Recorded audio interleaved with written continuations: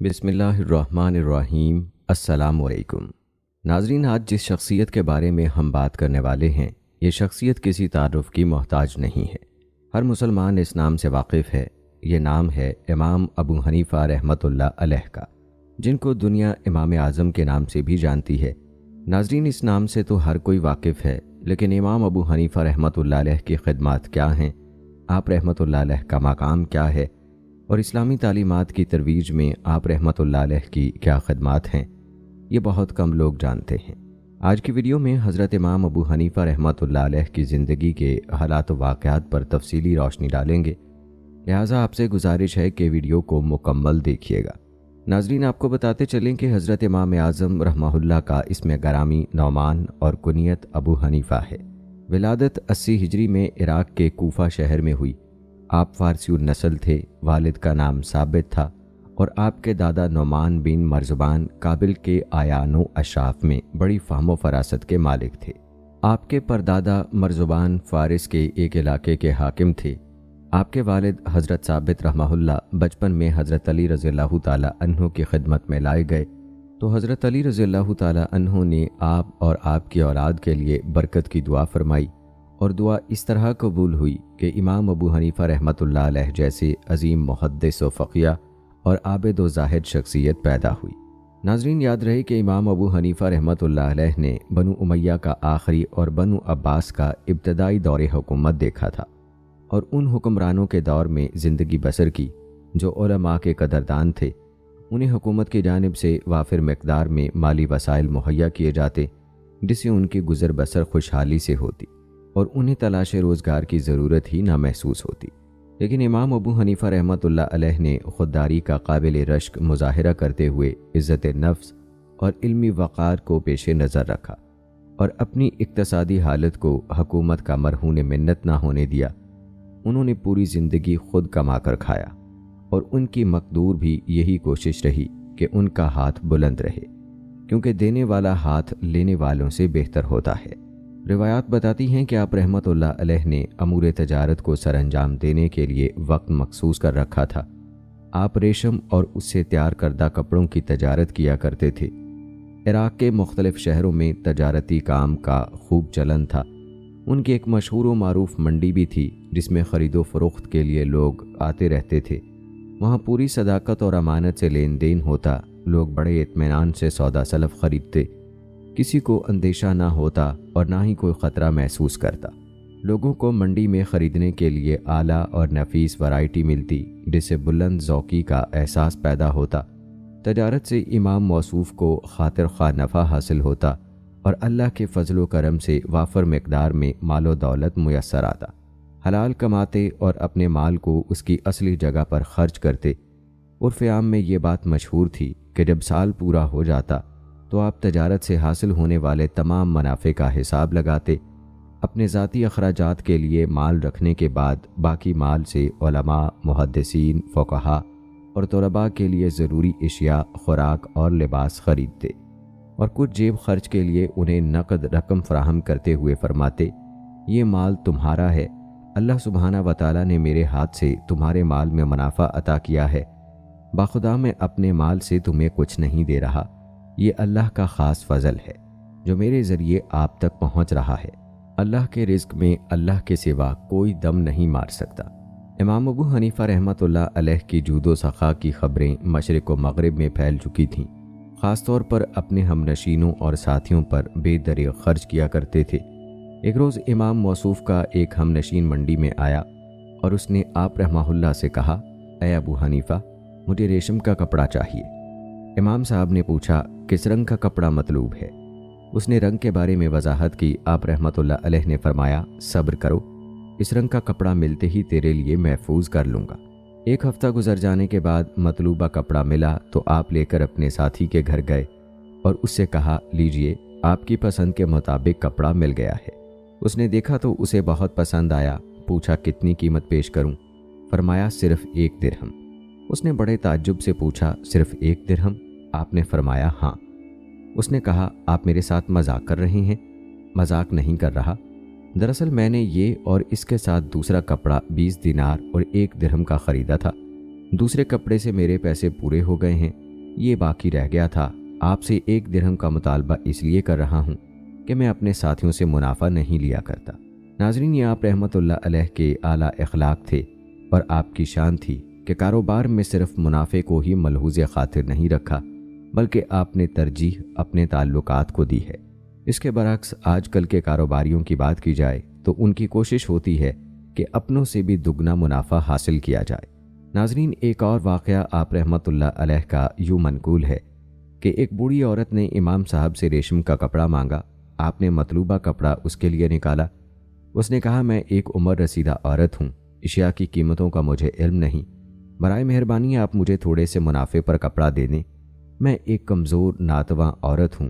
آپ رحمۃ اللہ علیہ نے فرمایا، میں نے 2 تھان ایک ساتھ خریدے تھے، ایک تھان فروخت کرنے سے مجھے 4 درہم کم پوری رقم مل گئی، آپ یہ دوسرا تھان صرف 4 درہم دے کر لے جائیں، میں آپ سے کوئی منافع نہیں لینا چاہتا۔ ناظرین کرام، یہ تھی حضرت امام ابو حنیفہ رحمۃ اللہ علیہ کی سخاوت۔ بلکہ یہی نہیں، اس طرح کے کئی واقعات ہیں جو آپ رحمۃ اللہ علیہ کی سخاوت کے حوالے سے منقول ہیں۔ ناظرین کہتے ہیں، ایک روز آپ کے پاس ایک ساتھی پھٹے پرانے کپڑے پہنے ملاقات کے لیے آیا۔ جب سب لوگ چلے گئے تو آپ رحمۃ اللہ علیہ نے اس سے کہا، مصلی اٹھائیں، اس کے نیچے جو کچھ ہے وہ لے لیں۔ اس شخص نے مصلی اٹھایا اور دیکھا کہ اس کے نیچے 1000 درہم پڑے ہیں۔ حضرت امام ابو حنیفہ رحمۃ اللہ علیہ نے فرمایا، یہ اپنے پاس رکھیں، اپنے لیے عمدہ لباس تیار کریں۔ اس نے کہا، میرے پاس اللہ کا دیا سب کچھ ہے، مجھے اس کی ضرورت نہیں ہے۔ آپ رحمۃ اللہ علیہ نے اس سے کہا، اگر اللہ نے آپ پر اپنا فضل و کرم کیا ہے اور اپنی نعمتوں سے نوازا ہے تو ان نعمتوں کے آثار کہاں ہیں؟ آپ ان نعمتوں کو استعمال کیوں نہیں کرتے؟ کیا آپ تک نبی اکرم صلی اللہ علیہ وآلہ وسلم کا یہ پیغام نہیں پہنچا؟ بلا شبہ اللہ پسند کرتا ہے کہ اپنی نعمت کے آثار اپنے بندے پر دیکھے۔ آپ کے لیے ضروری ہے کہ اپنی حالت کو سنوارو تاکہ آپ کو دیکھ کر آپ کے کسی ساتھی کو کوفت نہ ہو۔ ناظرین، امام ابو حنیفہ رحمۃ اللہ علیہ کے جود و سخا کا یہ عالم تھا کہ جب کبھی اپنے اہل خانہ پر خرچ کرتے تو اتنی ہی مقدار میں مساکین، فقراء اور حاجت مندوں کے لیے مال صدقہ کرتے۔ جب کبھی خود کوئی نیا کپڑا پہنتے، اتنی ہی قیمت کے کپڑے مساکین کو سلا کر دیتے۔ جب آپ کے سامنے کھانا تیار کیا جاتا، آپ اتنی مقدار میں یا اس سے دگنا کھانا مساکین میں تقسیم کر دیتے۔ آپ رحمۃ اللہ علیہ کے بارے میں حکایت مشہور ہے کہ اگر کبھی دوران گفتگو انہوں نے قسم کھا لی تو وہ اس کے بدلے 1 درہم اللہ کی راہ میں صدقہ کر دیتے۔ پھر انہوں نے اپنے اوپر یہ لازم کر لیا کہ اگر گفتگو کرتے ہوئے زبان سے حلفیہ کلمات نکل جاتے تو سونے کا 1 دینار اللہ کی راہ میں خرچ کرتے۔ یہ اس صورت میں تھا جب آپ کی قسم بالکل سچی ہوتی تو 1 دینار راہ خدا میں صدقہ کرتے۔ روایات بتاتی ہیں کہ حفص بن عبد الرحمن تجارت میں حضرت امام ابو حنیفہ رحمۃ اللہ علیہ کے شریک تھے۔ امام صاحب رحمۃ اللہ علیہ انہیں ریشم کا ساز و سامان دے کر عراق کے بعض شہروں کی طرف روانہ کیا کرتے تھے۔ ایک مرتبہ کافی مقدار میں سامان دے کر بھیجا اور اسے بتا دیا کہ فلاں فلاں کپڑا داغ والا ہے، جب آپ اسے فروخت کریں تو خریدار کو اس عیب سے آگاہ کر دینا۔ جناب حفص بن عبد الرحمن نے تمام سامان بیچ دیا اور خریداروں کو ناقص کپڑوں کے بارے میں بتانا بھول گئے۔ انہوں نے بڑی کوشش کی کہ ان خریداروں کے نام یاد آ جائیں جنہوں نے ناقص کپڑا خریدا ہے، لیکن وہ پورے جتن کے باوجود ان کے نام یاد کرنے میں کامیاب نہ ہو سکے۔ جب حضرت امام ابو حنیفہ رحمۃ اللہ علیہ کو صورتحال کا علم ہوا اور ان لوگوں کو پہچاننے میں ناکامی کا پتہ چلا تو بڑے بے چین ہو گئے، اور جب تک آپ نے اس پورے مال کی قیمت کا مال اللہ کی راہ میں خرچ نہیں کیا، انہیں دلی اطمینان نصیب نہ ہوا۔ دوسروں روایات بتاتی ہیں کہ امام ابو حنیفہ رحمۃ اللہ علیہ خوش اخلاق، خوش اتوار، حلیم الطبع اور خوش مزاج تھے۔ آپ کے پاس بیٹھنے والا سعادت حاصل کرتا، آپ کا مخالف بھی غیر حاضری میں آپ کو اچھے الفاظ سے یاد کرتا۔ آپ کے ایک قریبی ساتھی کا بیان ہے کہ میں نے حضرت عبداللہ بن مبارک کو حضرت سفیان ثوری رحمہ اللہ سے یہ بات کہتے ہوئے سنا، اے ابو عبداللہ، امام ابو حنیفہ غیبت سے بہت نفرت کیا کرتے تھے، میں نے کبھی ان کو اپنے دشمن کے خلاف برا بھلا کہتے ہوئے نہیں سنا۔ امام سفیان ثوری نے کہا، امام ابو حنیفہ بڑے دانش مند تھے، وہ کسی ایسی چیز کو اپنی نیکیوں پر غالب نہیں آنے دیتے تھے جو ان پر پانی پھیر دے۔ روایات بتاتی ہیں کہ امام ابو حنیفہ رحمۃ اللہ علیہ کو لوگوں کی محبت اور الفت شکار کرنے کا بہت شوق تھا۔ اور وہ ہمیشہ ان سے خوشگوار تعلقات کے خواہاں رہتے۔ آپ کے بارے میں مشہور تھا کہ جب کوئی اجنبی آپ کے پاس آ کر بیٹھ جاتا، جب وہ اٹھ کر جانے لگتا اور آپ اس سے آمد کا مقصد ضرور دریافت کرتے، اگر وہ فقیر ہوتا تو آپ اس کی مالی مدد کرتے، اگر وہ بیمار ہوتا تو اس کی تیمارداری کرتے، اگر وہ ضرورت مند ہوتا تو آپ اس کی ضرورت کو پورا کرتے، یہاں تک کہ اس کا دل جیت لیتے۔ امام ابو حنیفہ رحمۃ اللہ علیہ اکثر و بیشتر دن کو روزہ رکھتے اور رات کو عبادت میں مصروف رہتے۔ قرآن مجید کو بڑی محبت اور چاہت کے ساتھ پڑھتے۔ یوں معلوم ہوتا کہ آپ قرآن کے بڑے گہرے دوست ہیں۔ سحری کے وقت استغفار کرتے۔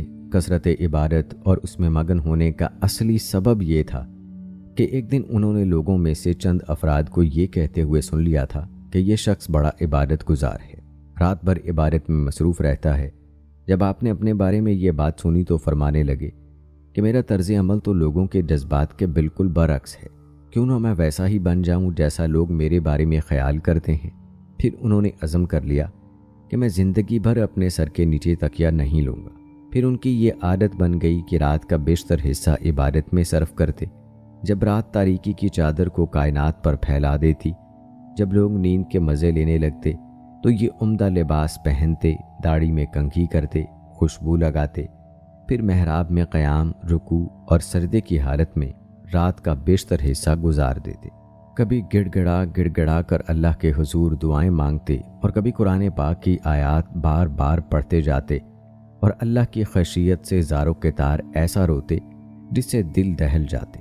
خوف خدا سے روتے ہوئے بعض اوقات ایسی گھگی بندھتی جس سے عام آدمی کا جگر چھلنی ہو جائے، اور جب آپ سورہ زلزال پڑھتے تو آپ کے جسم پر کپکپی طاری ہو جاتی، دل خوف سے تھر تھر کانپنے لگتا۔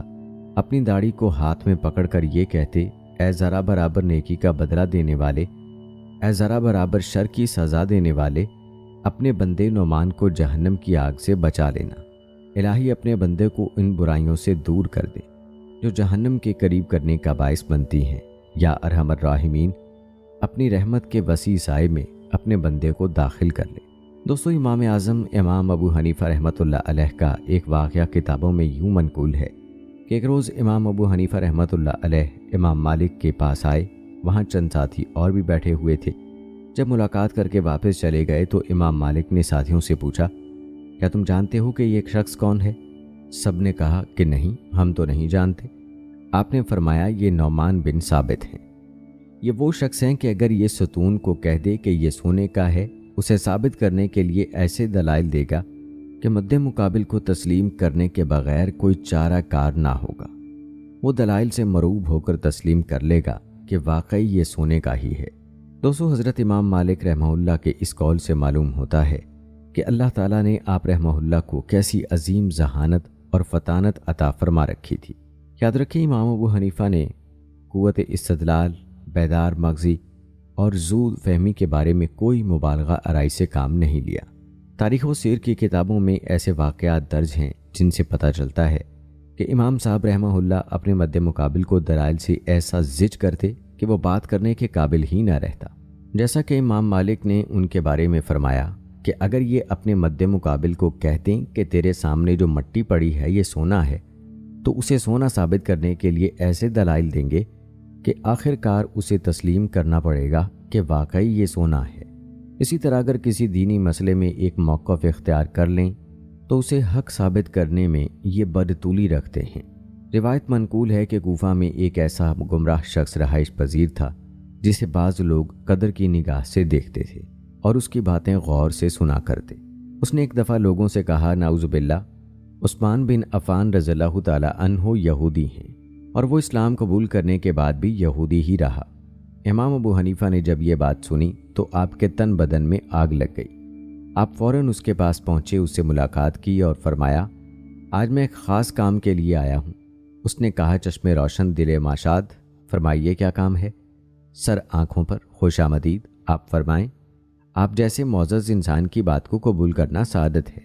میں چاہتا ہوں کہ آپ کی بیٹی کی نسبت میں اپنے فلاں ساتھی سے کر دوں، کیا آپ کو منظور ہے؟ کیوں نہیں، لیکن منگیتر کا ذرا تعارف تو کرائیں کہ وہ کون ہے؟ آپ رحمۃ اللہ علیہ نے فرمایا، وہ بڑا مالدار ہے اور اپنی قوم میں سے عزت کی نگاہ سے دیکھا جاتا ہے۔ بڑا سخی ہے، کھلے ہاتھ کا مالک ہے، حافظ قرآن ہے، شب زندہ دار ہے، اللہ کے خوف کی وجہ سے آہوزاری کمال انداز میں کرتا ہے۔ اس نے اتنی تعریف سن کر کہا، بس بس اتنا ہی کافی ہے، ایسا شخص میرا داماد بننے کے قابل ہے۔ اس نے اس کے خوشگوار موڈ کو دیکھتے ہوئے میری یہ بات ذرا غور سے سنی، اس میں ایک برائی بھی ہے۔ اس نے چونک کر کہا، وہ کیا؟ آپ رحمہ اللہ نے فرمایا، وہ شخص یہودی تھا۔ یہ سن کر وہ شخص بدکا اور کہنے لگا، ارے یہودی؟ اے ابو حنیفہ، کیا آپ میری بیٹی یہودی کے نکاح میں دینا چاہتے ہیں؟ اللہ کی قسم، ایسا ہرگز نہیں ہو سکتا۔ میں اپنی بیٹی کی شادی کسی یہودی کے ساتھ کرنے کا تصور بھی نہیں کر سکتا، خواہ اس میں زمانے بھر کی خوبیاں کیوں نہ جمع ہو جائیں۔ امام ابو حنیفہ رحمہ اللہ نے کہا، اب کیوں اچھلتے ہو؟ اپنی بیٹی کا یہودی کے ساتھ نکاح کرنے سے کیوں اتنا بدکتے ہو؟ تجھے یہ کہتے ہوئے قطعاً شرم نہ آئی کہ نعوذ باللہ رسول اللہ صلی اللہ علیہ وآلہ وسلم نے یکے بعد دیگرے اپنی 2 بیٹیوں کی شادی ایک یہودی سے کر دی تھی؟ وہ شخص یہ باتیں سن کر کانپنے لگا اور فوراً پکار اٹھا، الہی میری توبہ، مجھے بخش دے، یہ بری بات ہے جو میری زبان سے نکلی، یہ افترا اور بہتان جو میں نے باندھا ہے، الہی مجھے معاف کر دے، بلا شبہ تو بخشنے والا مہربان ہے۔ ناظرین، یہ حضرت امام ابو حنیفہ رحمۃ اللہ علیہ کی کمال ذہانت تھی کہ کس طرح سے سامنے والے کو غلطی کا احساس دلانا ہے، اور غلطی کا احساس بھی اس انداز سے دلایا کہ سامنے والا توبہ پر مجبور ہو گیا۔ ایک اور واقعہ کتابوں میں یوں منقول ہے، کہتے ہیں ایک دفعہ ضحاک شاری نامی ایک خارجی امام ابو حنیفہ رحمہ اللہ کے پاس آیا اور اس نے آتے ہی کہا، اے ابو حنیفہ، اللہ سے معافی مانگو، توبہ کرو۔ آپ نے پوچھا، میں نے کیا جرم کیا ہے جس کی معافی مانگوں؟ خارجی نے کہا، آپ نے حضرت علی رضی اللہ تعالیٰ عنہ اور امیر معاویہ رضی اللہ تعالیٰ عنہ کے مابین پیدا ہونے والے اختلاف میں تحکیم کے جواز کا فتویٰ دیا ہے۔ امام ابو حنیفہ نے کہا کہ تم اس مسئلے پر میرے ساتھ مناظرہ کرنا چاہتے ہو؟ خارجی نے کہا، ہاں میں تیار ہوں۔ امام صاحب نے کہا، ہمارے درمیان ہونے والے مناظرے کا فیصلہ کون کرے گا؟ خارجی نے کہا، جس کو آپ چاہیں جج بنا لیں۔ امام ابو حنیفہ نے خارجی کے ساتھیوں پر نظر دوڑائی اور فرمایا، اس کو حکم بنا لیں، میں آپ کے ساتھی کو جج بنانے پر راضی ہوں، کیا تم بھی راضی ہو؟ خارجی خوش ہو گیا اور اس نے کہا، مجھے منظور ہے۔ امام ابو حنیفہ نے فرمایا، بڑے افسوس کی بات ہے، تم آج خود میرے اور اپنے درمیان ہونے والے جھگڑے کا فیصلہ کرنے کے لیے تحکیم کو جائز قرار دیتے ہو، اور اللہ کے 2 عالی شان صحابہ کے درمیان ہونے والے اختلافات کو مٹانے کی خاطر تحکیم کا انکار کرتے ہو۔ مجھے افسوس ہے تیری عقل و دانش پر اور تیرے انداز فکر پر۔ یہ سن کر خارجی ششدر رہ گیا اور اسے کوئی جواب سجھائی نہ دیا۔ دوستو، حضرت امام ابو حنیفہ رحمہ اللہ کو اللہ تعالیٰ نے ایسا علمی مقام عطا فرمایا تھا کہ آپ رحمۃ اللہ علیہ سے کبھی کوئی مناظرہ نہیں جیت سکا۔ روایات میں آتا ہے کہ ایک روز سرزمین اسلام میں شر کا بیج بونے والا گمراہ کن فرقہ جہیمہ کا سربراہ جہم بن صفان امام ابو حنیفہ سے ملنے آیا۔ اس نے کہا، میں آپ کے ساتھ چند ضروری باتیں کرنے کے لیے آیا ہوں۔ امام ابو حنیفہ نے کہا، تمہارے ساتھ بات کرنا معیوب ہے، جن نظریات کا تو حامل ہے اس میں غور و خوض اور بحث و تمحیص آگ کا بھڑکتا ہوا شعلہ ہے۔ جہم نے کہا، یہ آپ نے فیصلہ مجھ پر کیسے صادر کر دیا، حالانکہ اس سے پہلے آپ مجھ سے نہ کبھی ملے ہیں اور نہ ہی آپ نے میری کبھی کوئی بات سنی ہے۔ امام نے فرمایا، تمہاری بہت سی باتیں مجھ تک پہنچ چکی ہیں جن کا صدور کسی مسلمان سے ممکن نہیں۔ جہم نے کہا، کیا تم غیب کی بنیاد پر فیصلہ دیتے ہو؟ امام ابو حنیفہ نے فرمایا، تیرے نظریات لوگوں میں عام پھیل چکے ہیں، عام و خاص بخوبی ان نظریات سے واقف ہو چکے ہیں، اس بنا پر میرے لیے تیرے بارے میں یہ فیصلہ کرنا جائز ہے کیونکہ یہ درجہ تواتر کو پہنچ چکے ہیں۔ جہم نے کہا، میں آپ سے صرف ایمان کے بارے میں سوال کرنا چاہتا ہوں۔ امام صاحب نے ارشاد فرمایا، ابھی تک تجھے ایمان کا پتہ نہیں چلا کہ آج اس کے بارے میں مجھ سے پوچھنا چاہتے ہو؟ جہم نے کہا، نہیں، مجھے ایمان کا تو علم ہے لیکن اس کے چند پہلوؤں میں چند شکوک و شبہات ہیں۔ امام ابو حنیفہ رحمۃ اللہ علیہ نے فرمایا، ایمان میں شک و شبہ کفر ہے۔ جہم نے کہا، آپ کے لیے یہ درست نہیں کہ مجھے اس وقت تک کفر کے ساتھ منسلک کرو جب تک میری طرف سے کوئی ایسی بات معلوم نہ کر لو جو کفر کے مترادف ہو۔ امام ابو حنیفہ نے فرمایا، چلو پوچھو جو تم پوچھنا چاہتے ہو۔ جہم نے کہا، مجھے کوئی ایسا شخص بتائیے جس نے اللہ کو اپنے دل سے پہچانا ہو اور اس نے یہ جان لیا ہو کہ اللہ ایک ہے، اس کا کوئی شریک نہیں، کوئی ہمسر نہیں، اور اس نے اللہ کو اس کی صفات کے ذریعے پہچانا ہو حالانکہ اس جیسی کوئی چیز نہیں، پھر وہ شخص اس حالت میں مر گیا کہ اس نے اپنی زبان سے ایمان کا اعلان نہیں کیا، کیا وہ شخص مومن مرا یا کافر؟ امام ابو حنیفہ نے فرمایا اس کی موت کفر کی حالت میں ہوئی، وہ جہنمی ہوگا، جبکہ اس نے اپنی زبان سے اس ایمان کا اقرار نہیں کیا جس کی معرفت اس کے دل نے حاصل کر لی تھی، جبکہ زبانی وضاحت کے سلسلے میں وہاں کوئی مانع اور رکاوٹ بھی نہیں۔ جہاں ہم نے کہا وہ بھلا مومن کیوں نہیں؟ اس نے تو اللہ کی معرفت اسی طرح حاصل کی جیسا کہ کرنے کا حق ہوتا ہے۔ امام ابو حنیفہ نے فرمایا اگر تم قرآن کو حجت مانتے ہو، قرآن پر تیرا ایمان ہے، تو میں قرآن حکیم سے دلائل پیش کروں، اور اگر قرآن پر تیرا ایمان نہیں تو میں عقلی دلائل سے اپنی یہ بات ثابت کروں۔ جہاں ہم نے کہا میں قرآن کو حجت مانتا ہوں اور قرآن کی صداقت پر میرا ایمان ہے۔ امام ابو حنیفہ نے فرمایا اللہ سبحانہ و تعالیٰ نے ایمان کو جسم انسانی کے 2 اعضاء کے ساتھ منسلک کر دیا ہے۔ دل اور زبان ایمان کی صحت کے لیے ان دونوں کا اعتراف و اقرار ضروری ہے، صرف ایک کا اعتراف قابل قبول نہیں ہوگا، اور کتاب اللہ اور حدیث میں اس کی وضاحت ملتی ہے، جیسا کہ سورۃ مائدہ میں اللہ تعالیٰ کا ارشاد ہے انہوں نے اپنے دل سے حق پہچان لیا تھا اور اپنی زبان سے اس کا اقرار بھی کیا۔ اللہ تعالیٰ نے انہیں ان کے زبانی اعتراف کی بنا پر ایسے باغات میں داخل کیا جن میں نہریں بہتی ہیں۔ اسی طرح سورہ بقرہ میں اللہ تعالیٰ کا ارشاد ہے اللہ نے انہیں زبانی اقرار کا حکم دیا، صرف دلی معرفت پر اکتفا نہیں کیا۔ اسی طرح رسول اللہ صلی اللہ علیہ وآلہ وسلم نے ارشاد فرمایا تم اقرار کرو کہ اللہ کے سوا کوئی معبود برحق نہیں، کامیاب ہو جاؤ گے۔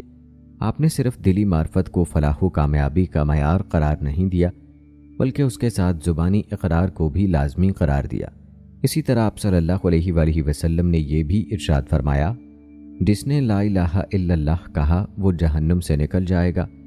اس فرمان میں یہ نہیں کہا کہ جس نے اللہ کو دل سے پہچان لیا وہ جہنم سے باہر آئے گا۔ اگر ایمان کا تعلق صرف دل سے ہوتا، زبانی اقرار کی کوئی حیثیت نہ ہوتی تو ابلیس بڑا مومن ہوتا۔ وہ اپنے رب کو پہچانتا تھا کہ اس نے اسے پیدا کیا، وہی اسے مارے گا، وہی اسے زندہ کرے گا، اسی نے راندہ درگاہ کیا۔ اللہ تعالیٰ نے اس کا مکالمہ قرآن میں بیان کیا ہے۔ سورہ الاعراف میں اللہ تعالیٰ کا فرمان ہے تو نے مجھے آگ سے پیدا کیا اور اس آدم کو تو نے مٹی سے پیدا کیا ہے۔ اسی طرح ابلیس نے یہ کہا میرے رب مجھے قیامت تک مہلت دے دیجئے، اور اس نے یہ بھی کہا جیسا کہ تو نے مجھے گمراہ کیا میں بھی تیرے سیدھے راستے پر بیٹھوں گا۔ یہ دلائل پیش کرنے کے بعد امام ابو حنیفہ نے فرمایا اگر تیرا خیال درست ہوتا تو اکثر کافر مومن کہلاتے، کیونکہ وہ اپنے دلوں سے رب تعالیٰ کو پہچانتے تھے جبکہ اپنی باتوں سے اقرار نہیں کرتے تھے، جیسا کہ اللہ تعالیٰ کا ارشاد ہے دیکھیے ان کے دلی یقین کی بنا پر انہیں مومن قرار نہیں دیا بلکہ ان کے زبانی انکار کی وجہ سے انہیں کافر قرار دیا گیا ہے۔ امام ابو حنیفہ مسلسل قرآن و حدیث کے دلائل دیے جا رہے تھے جنہیں سن کر جہم کے چہرے پر پریشانی و پشیمانی کے آثار واضح دکھائی دے رہے تھے۔ دلائل کی بھرمار سن کر وہ یہ کہتے ہوئے کھسکنے لگا کہ آپ نے مجھے بھولا ہوا سبق یاد دلا دیا، میں پھر کبھی دوبارہ آپ کے پاس آؤں گا۔ یہ کہہ کر وہ چل دیا۔ اس کے بعد اس نے نہ آنا تھا اور وہ نہ ہی آیا۔ دوستو آپ نے ملاحظہ فرمایا کہ حضرت امام ابو حنیفہ کے علمی کمال کا کوئی جواب نہیں۔ آپ رحمہ اللہ کسی بھی سوال پر قرآن و احادیث سے اتنے دلائل پیش فرماتے کہ اگلا بندہ پریشان ہو جاتا تھا۔ آپ رحمہ اللہ کا ایک اور واقعہ ملاحظہ فرمائیں۔ روایات میں آتا ہے کہ ایک دفعہ امام ابو حنیفہ کی ملاقات ملحدین کے ساتھ ہوئی جو وجود باری تعالیٰ کے منکر تھے۔ آپ رحمہ اللہ نے ان سے پوچھا ایسی کشتی کے بارے میں آپ کا کیا خیال ہے جو ساز و سامان سے بھری ہوئی ہو، وہ ٹھاٹھیں مارتے ہوئے سمندر کی طوفانی لہروں میں گھری ہوئی ہو، تیز آندھی کے تھپیڑے چاروں طرف سے اسے ٹکرا رہے ہوں، لیکن اس کے باوجود وہ سیدھے راستے پر ہی اپنی منزل کی طرف بڑے اطمینان سے چلی جا رہی ہو، اس میں کوئی اضطراب، خلل یا انحراف کا کوئی شائبہ تک نہ ہو، اور نہ اس میں کشتی کو چلانے والا کوئی ملاح موجود ہو؟ کیا یہ بات ماننے میں آتی ہے؟ سب نے بیک زبان ہو کر کہا کوئی عقل مند اس بات کو تسلیم کرنے کے لیے تیار نہیں ہوگا۔ آپ رحمہ اللہ نے فرمایا سبحان اللہ، تم اس بات کا تو انکار کر رہے ہو کہ سمندر کی سطح پر ایک کشتی بغیر کسی ملاح کے سیدھی سمت چل ہی نہیں سکتی، اور اس بات کا تم بغیر سوچے سمجھے اقرار کر رہے ہو کہ اتنی بڑی کائنات جس میں ساتوں آسمانوں کی وسعتیں اور زمین کی گہرائیاں، پہاڑوں کے سلسلے، سمندروں کے گہرے پانی اور دریاؤں کے بہاؤ بغیر کسی سانے کے معرض وجود میں آ گئے اور بغیر کسی محافظ کے درست سمت اور اپنے دائرے میں رہ کر اپنا فرض سر انجام دے رہے ہیں، کوئی اس کی تدبیر کرنے والا نہیں، کوئی ان کی حفاظت کرنے والا نہیں۔ افسوس تمہاری عقل پر، صدحیف تمہاری سوچ پر۔ دوستو یاد رکھیں، امام ابو حنیفہ رحمہ اللہ نے زندگی بھر دین کا دلائل سے دفاع کیا اور اللہ کی عطا کردہ صلاحیتوں کو بروئے کار لاتے ہوئے دین کی بھرپور خدمت کی، منطق کو ذریعہ اظہار بناتے ہوئے بڑے بڑے جگہ دری مناظرہ کرنے والوں کے دانت کھٹے کیے۔ جب موت کا وقت قریب آیا تو آپ نے وصیت کی کہ مجھے پاکیزہ جگہ میں دفن کیا جائے، ایسی جگہ میں دفن کرنے سے اجتناب کیا جائے جس میں غضب کا کوئی شائبہ تک بھی ہو۔ جب آپ کی وصیت حاکم وقت منصور تک پہنچی تو اس نے برملا اعتراف کرتے ہوئے کہا، امام ابو حنیفہ کی زندگی بھی قابل رشک اور ان کی موت بھی قابل رشک ہے۔ انہوں نے نہ اپنی زندگی میں ہمیں انگشت نمائی کا کبھی موقع دیا اور نہ موت کے وقت۔ اللہ ان پر رحم فرمائے اور ان پر رحمت کی برکھا برسائے۔ امام ابو حنیفہ نے یہ بھی وصیت کی کہ مجھے حسن بن عمارہ غسل دے۔ وصیت کے مطابق انہوں نے بڑے اہتمام سے غسل دیا اور کہا، اے ابو حنیفہ، اللہ تجھ پر رحم فرمائے، تجھے اپنی جوار رحمت میں جگہ دے اور ان کارناموں کی بنا پر بخش دے جو تو نے دین کی سربلندی کے لیے سر انجام دیے۔ دوستو ایک اور واقعہ آپ رحمۃ اللہ علیہ کا یوں منقول ہے، کہتے ہیں ایک مرتبہ وقت کے حکمران منصور نے ملاقات کے لیے امام ابو حنیفہ رحمۃ اللہ علیہ کو اپنے دربار میں بلایا۔ جب آپ وہاں پہنچے اس نے شاہانہ انداز سے استقبال کیا، عزت و اکرام کے ساتھ اپنے ساتھ بٹھایا، دین و دنیا کے بارے میں بہت سے سوالات کیے۔ جب ملاقات کے بعد آپ واپس جانے لگے تو اس نے عزت، اکرام اور ادب کا بھرپور مظاہرہ کرتے ہوئے ایک تھیلی پیش کی جس میں 30,000 درہم تھے۔ حالانکہ منصور بخل کے اعتبار سے بہت مشہور تھا۔ امام ابو حنیفہ نے ارشاد فرمایا، امیر المومنین، میں بغداد میں اجنبی ہوں، یہ مال سنبھالنے کے لیے میرے پاس جگہ نہیں، مجھے اندیشہ ہے کہ یہ ضائع ہو جائے گا، آپ اسے اپنے پاس بیت المال میں سنبھال لیں، جب مجھے ضرورت ہوگی میں آپ سے لے لوں گا۔ منصور نے وہ مال امانت کے طور پر بیت المال میں رکھ دیا۔ اس واقعے کے تھوڑے ہی عرصے بعد امام ابو حنیفہ رحمۃ اللہ علیہ دائی اجل کو لبیک کہتے ہوئے اللہ کو پیارے ہو گئے۔ کہتے ہیں وفات کے وقت ان کے گھر میں لوگوں کی امانتیں اتنی مقدار میں موجود تھیں جن کی مالیت اس سے کہیں زیادہ تھی، جو حاکم وقت منصور کی جانب سے بیت المال میں بحق امام ابو حنیفہ محفوظ تھی۔ منصور کو جب اس صورتحال کا پتہ چلا تو اس نے آہ بھر کر کہا، اللہ تعالیٰ ابو حنیفہ پر اپنی رحمت کی برکھا برسائے، اس نے ہمارا عطیہ قبول کرنا گوارا ہی نہیں کیا۔ اس میں کوئی حیرت کی بات نہیں، کیونکہ امام ابو حنیفہ کا موقف یہ تھا کہ انسان جو خود اپنے ہاتھ سے کما کر کھاتا ہے وہ زیادہ پاکیزہ، عمدہ اور دل پسند کھانا ہوتا ہے۔ دوستو یہ تھے چند واقعات امام اعظم امام ابو حنیفہ رحمۃ اللہ علیہ کی زندگی کے۔ آئیے اب آپ کو امام صاحب کی ابتدائی زندگی کے بارے میں بتاتے ہیں۔ روایات بتاتی ہیں کہ آپ رحمۃ اللہ علیہ نے زندگی کے ابتدائی ایام میں ضروری علم کی تحصیل کے بعد تجارت شروع کی، لیکن آپ کی ذہانت کو دیکھتے ہوئے علم حدیث کی معروف شخصیت شیخ عامر شابی کوفی، جنہیں 500 سے زیادہ اصحاب رسول صلی اللہ علیہ وآلہ وسلم کی زیارت کا شرف حاصل ہے، انہوں نے آپ کو تجارت چھوڑ کر مزید علمی کمال حاصل کرنے کا مشورہ دیا۔ چنانچہ آپ نے امام شابی رحمۃ اللہ علیہ کے مشورے پر علم کلام، علم حدیث اور علم فقہ کی طرف توجہ فرمائی اور ایسا کمال پیدا کیا کہ علمی و عملی دنیا میں امام اعظم کہلائے۔ آپ نے کوفہ، بصرہ اور بغداد کے بے شمار شیوخ سے علمی استفادہ کیا اور حصول علم کے لیے مکہ مکرمہ، مدینہ منورہ اور شام کے متعدد سفر کیے۔ خطیب بغدادی ابو نعیم سے نقل کرتے ہیں کہ ابو حنیفہ رحمۃ اللہ علیہ خوش روح، خوش لباس، خوشبو پسند کرنے والے، خوش مجلس، نہایت کریم النفس اور اپنے رفقا کے بڑے ہمدرد تھے۔ ابو یوسف رحمۃ اللہ علیہ فرماتے ہیں کہ امام صاحب کا قد میانہ تھا، نہ بہت کوتاہ نہ زیادہ دراز، گفتگو نہایت شیریں، آواز بڑی دلکش اور بڑے قادر الکلام تھے۔ عمر امام اعظم کے پوتے فرماتے ہیں کہ ابو حنیفہ رحمۃ اللہ علیہ کسی قدر دراز قامت تھے۔ آپ کے رنگ پر گندم گونی غالب تھی، اچھا لباس پہنتے، عام طور پر اچھی حالت میں رہتے، خوشبو کا اتنا استعمال کرتے تھے کہ آپ کی نقل و حرکت کا اندازہ خوشبو کی مہک سے ہو جاتا تھا۔ دوستو، آپ کو بتاتے چلیں کہ امام اعظم امام ابو حنیفہ رحمۃ اللہ علیہ کو تابعی ہونے کا شرف بھی حاصل ہے۔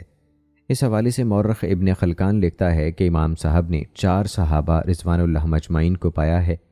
انس بن مالک رضی اللہ تعالی عنہ اور عبداللہ بن ابی اوفی کو کوفہ میں، سہل بن سعد السعدی کو مدینہ منورہ میں اور ابو طفیل عامر بن واصلہ کو مکہ مکرمہ میں۔ اسی طرح حافظ ذہبی خود امام صاحب سے نقل کرتے ہیں کہ انہوں نے انس بن مالک رضی اللہ تعالی عنہ کو بارہا دیکھا ہے۔ دوستو، جہاں تک آپ رحمۃ اللہ علیہ کے علم کے ماخذ کی بات ہے تو اس حوالے سے خطیب بغدادی روایت کرتا ہے کہ امیر المومنین ابو جعفر نے امام صاحب سے پوچھا، آپ نے کن صحابی کا علم حاصل کیا ہے؟ فرمایا، عمر بن خطاب، علی بن ابی طالب، عبداللہ بن مسعود اور عبداللہ بن عباس رضی اللہ تعالی عنہم اور ان کے شاگردوں کا۔ فرمایا، آپ نے تو بہت صحیح اور پختہ علم حاصل کیا۔ یہ ہستیاں بہت مبارک اور بڑی مقدس ہستیاں تھیں۔ حضرت عمر رضی اللہ تعالی عنہ کی شان تو خود رسول اللہ صلی اللہ علیہ وآلہ وسلم کے اس فرمان سے ظاہر ہے کہ میرے بعد اگر کوئی شخص نبی ہوتا تو عمر ہوتے۔ حضرت علی رضی اللہ تعالی عنہ تو وہ ہیں جن کو آپ نے خود اپنے دست مبارک سے قاضی بنا کر بھیجا تھا۔ رہ گئے عبداللہ بن مسعود رضی اللہ تعالی عنہ اور ابن عباس رضی اللہ تعالی عنہ، ان کی قرآن دانی اور قرآن فہمی امت میں ضرب المثل ہو چکی ہے۔ اب سوچئے کہ جو علم اتنے جامع اور مضبوط ماخذ سے حاصل کیا گیا ہوگا وہ کتنا عمیق اور کتنا مستحکم ہو سکتا ہے۔ یاد رہے کہ کوفہ جو امام اعظم کا مسکن تھا، حضرت عمر رضی اللہ تعالی عنہ ہی کا بسایا اور آباد کیا ہوا تھا۔ پھر جو صحابی اہل کوفہ کی تعلیم و تربیت کے لیے سرکاری طور پر مقرر کیے گئے وہ ابن مسعود رضی اللہ تعالی عنہ ہی تھے۔ حضرت علی رضی اللہ تعالی عنہ کا تو کوفہ دارالخلافت ہی رہ چکا تھا، اس لیے اہل کوفہ کے لیے ان اصحاب میں علمی کشش کے علاوہ ایک فطری کشش بھی موجود تھی۔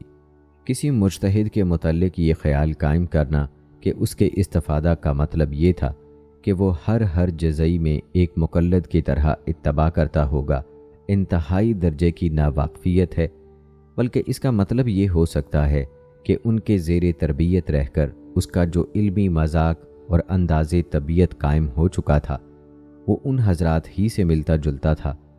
اس کے اصول انضباط، اصول فکر، مسالے و مزار پر غور و خوض کا زاویہ نظر سب انہی سے متحد تھا، اس لیے دونوں کے مجتہدات اور مسائل میں ایک قسم کی یکرنگی اور یکسانیت پیدا ہو جانا بھی ضروری امر تھا۔ دوستو، جہاں تک بات ہے آپ رحمۃ اللہ علیہ کے اصول و قواعد کی، تو اس حوالے سے یحییٰ بن زریس کہتے ہیں، میں سفیان کے پاس حاضر تھا، ایک شخص آیا اور اس نے کہا کہ آپ کو امام صاحب پر کیا اعتراض ہے؟ انہوں نے فرمایا، اعتراض کیا ہوتا؟ میں نے خود انہیں یہ فرماتے ہوئے سنا ہے کہ میں سب سے پہلے قرآن کو لیتا ہوں، اگر کوئی مسئلہ اس میں نہیں ملتا تو پھر سنت رسول صلی اللہ علیہ وآلہ وسلم میں تلاش کرتا ہوں، اگر کتاب اللہ اور حدیث رسول صلی اللہ علیہ وآلہ وسلم دونوں میں نہیں ملتا تو میں پھر صحابہ کے اقوال تلاش کرتا ہوں اور ان میں جو زیادہ پسند آتا ہے اسے اختیار کر لیتا ہوں، مگر ان کے اقوال سے باہر نہیں جاتا۔ ہاں، جب تابعین کا نمبر آتا ہے تو پھر ان کا اتباع کرنا لازم نہیں سمجھتا۔ جیسا انہوں نے اجتہاد کیا میں بھی اجتہاد کر لیتا ہوں۔ ابو یوسف رحمۃ اللہ علیہ روایت کرتے ہیں کہ امام ابو حنیفہ رحمۃ اللہ علیہ نے فرمایا، خراسان میں 2 قسم کے لوگ سب سے بدتر ہیں، جہمیہ اور مشبہہ۔ ابو یوسف سے دوسری جگہ اس طرح منقول ہے کہ امام صاحب جہم بن صفان کی مذمت کیا کرتے تھے اور اس کی باتوں پر نکتہ چینی فرماتے تھے۔ اس حوالے سے ایک واقعہ آپ ملاحظہ کر ہی چکے ہیں۔ عبد الرحمن حمانی کہتے ہیں، میں نے ابو حنیفہ کو یہ فرماتے خود سنا ہے کہ جہم بن صفان کافر ہے۔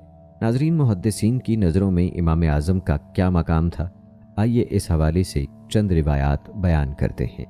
امام ابو داؤد رحمۃ اللہ علیہ فرماتے ہیں، اللہ تعالیٰ مالک رحمۃ اللہ علیہ پر رحمت نازل فرمائے، اپنے وقت کے امام تھے۔ شافعی رحمۃ اللہ علیہ پر رحمت نازل فرمائے اپنے وقت کے امام تھے۔ ابو حنیفہ رحمۃ اللہ علیہ پر رحمت نازل فرمائے اپنے زمانے کے امام تھے۔ امام احمد رحمۃ اللہ علیہ جب کبھی امام ابو حنیفہ رحمۃ اللہ علیہ کے کوڑے کھانے اور قضا قبول نہ کرنے کا واقعہ ذکر فرماتے تو رو پڑتے تھے اور امام صاحب کے لیے دعائے رحمت فرماتے۔ خطیب یحییٰ بن معین سے نقل کرتا ہے کہ ابو حنیفہ رحمۃ اللہ علیہ کے نزدیک حدیث روایت کرنے کے لیے یہ شرط تھی کہ وہ سننے کے بعد سے برابر یاد رہنی چاہیے۔ اگر یاد نہ رہے تو اس کو روایت کرنا درست نہ سمجھتے تھے۔ ایک مرتبہ امام صاحب کے متعلق ان سے دریافت کیا گیا تو 2 بار فرمایا سکا ہیں سکا ہیں۔ ایک مرتبہ یہ کہا کہ حدیث وقفہ میں سکا اور سچے ہیں اور خدا کے دین کے بارے میں بھروسے کے قابل ہیں۔ اسی طرح خارجہ بن مصعب اور ابو وہب عابد کہتے ہیں کہ جو شخص مسا علی الخفین کا قائل نہ ہو یا ابو حنیفہ پر نکتہ چینی کرے وہ بلا شبہ ناقص العقل ہے۔ دوستو، جہاں تک بات ہے فقہ حنفی کے امتیاز کی تو اس حوالے سے علامہ کوثری مصری نے لکھا ہے فقہ حنفی صرف ایک شخصی رائے نہیں بلکہ 40 علماء کی جماعت شورا کی ترتیب کردہ ہے۔ امام طحاوی اسناد کے ساتھ نقل کرتے ہیں کہ امام صاحب کی یہ جماعت شورا 40 افراد پر مشتمل تھی، جن میں ممتاز ہستیاں یہ تھیں ابو یوسف، ظفر بن الحزیل، داؤد الطائی، اسد بن عمر، یوسف بن خالد۔ یہ امام شافعی کے شیوخ میں سے ہیں، یحییٰ بن زکریا بن ابی زائدہ وغیرہ، اور خطیب نے امام ابو یوسف رحمہ اللہ کے تذکرے میں ان اسماء کا اور اضافہ کیا ہے۔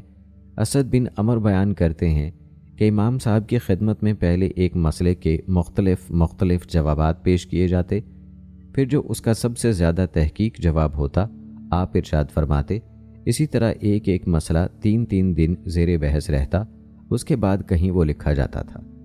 اسی طرح سمیری بیان فرماتے ہیں کہ امام صاحب کے تلامذہ امام صاحب کے ساتھ مسائل میں بحث و تمہیز کرتے۔ اگر اس وقت قاضی عافیہ بن یزید موجود ہوتے تو آپ فرماتے ان کے آنے تک ابھی مسئلے کا فیصلہ ملتوی رکھو۔ جب وہ تشریف لے آتے اور وہ بھی دوسروں کی رائے سے اتفاق کر لیتے تو امام صاحب فرماتے اب اس کو لکھ لو۔ جب تک مسئلہ تحقیق و تفتیش کے یہ مراحل طے نہ کر لیتا آپ اس کو لکھنے سے منع کرتے۔ یحییٰ بن معین رحمۃ اللہ التاریخ العلل میں لکھتے ہیں کہ امام ابو حنیفہ رحمۃ اللہ علیہ نے ایک دن امام ابو یوسف رحمہ اللہ سے فرمایا، اے یعقوب، جو کچھ مجھ سے سنا کرو اسے فوراً ہی نہ لکھ لیا کرو، کیونکہ کبھی ایک مسئلے کے متعلق میری رائے آج کچھ ہوتی ہے اور کل کچھ ہو جاتی ہے۔ اس روایت سے موفق مکی کے بیان کی تائید ہوتی ہے کہ امام صاحب کا مسلک شورائی مسلک ہے۔ اس سے یہ بھی ثابت ہوتا ہے کہ امام صاحب نے اپنے تلامذہ پر اپنے مسائل تسلیم کرنے کے متعلق کبھی جبر نہیں کیا، کیونکہ ہمیشہ اس کی پوری آزادی دی کہ وہ بہت خوشی سے اپنی رائے پیش کریں، پھر اس پر خوب جرا و قدا ہو، اس کے بعد اگر سمجھ میں آ جائے تو اس کو قبول کر لیں۔